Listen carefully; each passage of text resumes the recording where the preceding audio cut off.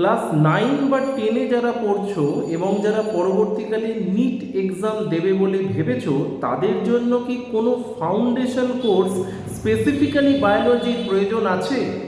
এই রকম একটা প্রশ্ন কিন্তু আমাকে আজকে গার্জেন করেছে। ওনার মেয়ে ক্লাস 9-এ বর্তমানে অ্যাডামাস স্কুলে পড়ে। উনি জানতে চাইছেন যে কোনো রকম ফাউন্ডেশন কোর্স কি তার এখন করার দরকার আছে, পরবর্তীকালে যখন সে নিটের প্রিপারেশন বায়োলজির জন্য নেমে সেটা যাতে আরও ভালোভাবে সে প্রিপারেশনটা নিতে পারে, সেই জন্য কি ফাউন্ডেশন কোর্স কোনো রকম কিছু কি আমি করাই কি করাই না। আমি ওনাকে প্রথমে দুটো কথা বলেছি।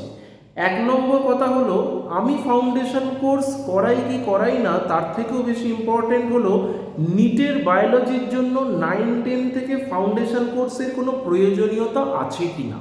প্রথমেই উত্তরটা হলো না। ক্লাস 10 পর্যন্ত কোনো রকম নিটের বায়োলজির জন্য ফাউন্ডেশন কোর্সের কোনো রিকোয়ারমেন্টই নেই।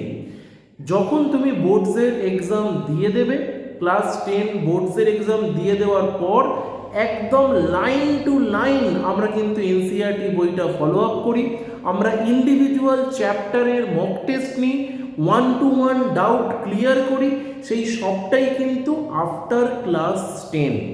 কারণ ক্লাস 10 পর্যন্ত তার একটা বেসিক কনসেপ্ট তার সিলেবাসে যা আছে সেটা ক্লিয়ার করাটা বেশি পরিমাণে ইম্পর্টেন্ট। এইটা হলো এক নম্বর উত্তর। আর দ্বিতীয় উত্তর কি, আমি কেন কোনো জায়গাতেই ফাউন্ডেশন কোর্স করা নিটের বায়োলজির জন্য before class 10 is good for nothing.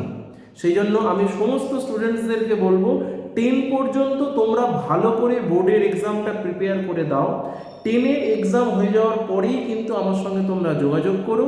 আমরা কিন্তু ক্লাস 10-এর এক্সামের বেশি খুব একটা গ্যাপ দিয়ে আমরা নিটের ক্লাস শুরু করি না। আফটার ক্লাস 10 1 to 2 উইক্সের মধ্যে কিন্তু শুরু করে দিই। So focus on board exam at a time.